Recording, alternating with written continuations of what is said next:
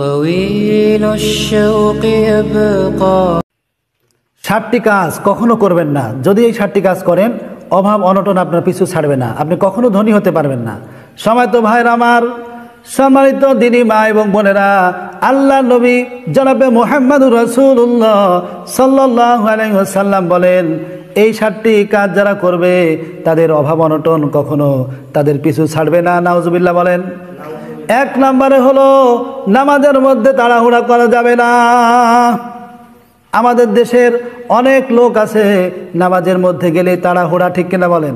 দুনিয়ার যত কাজ আছে নামাজে গেলেই মনে পড়ে, হুজুর তাড়াতাড়ি নামাজ শেষ করেন, হুজুর ছোট সূরা পড়েন, আসলে নেই বলেন।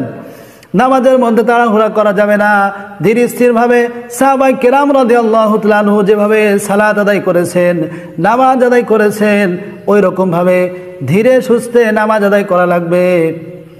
2 নম্বরে হলো কখনো আপনি দাঁড়িয়ে দাঁড়িয়ে প্রস্রাব করবেন না।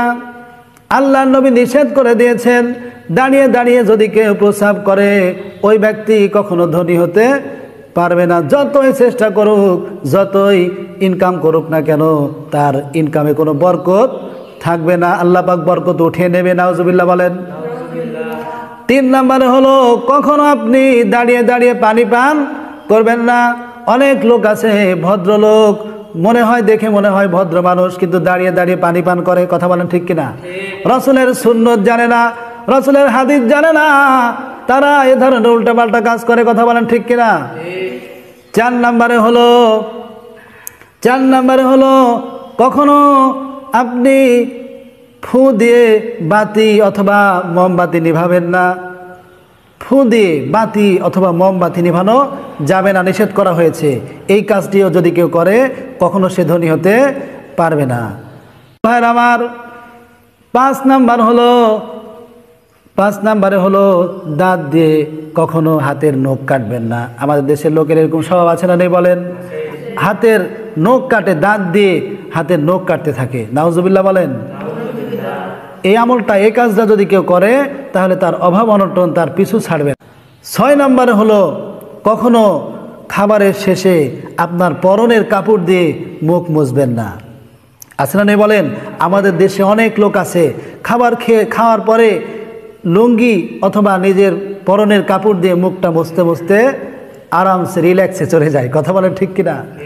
এই আচরণ যদি আমাদের মধ্যে থেকে থাকে, এই আচরণ আমাদেরকে ছাড়তে হবে। কথা বলেন ঠিক কিনা? 7 নম্বর হলো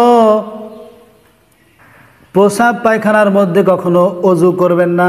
আমাদের দেশের লোক আছে প্রস্রাব পায়খানার মধ্যে অজু করে, প্রস্রাবখানার মধ্যে যে কি করে, অজু করে। অজু করা যাবে না।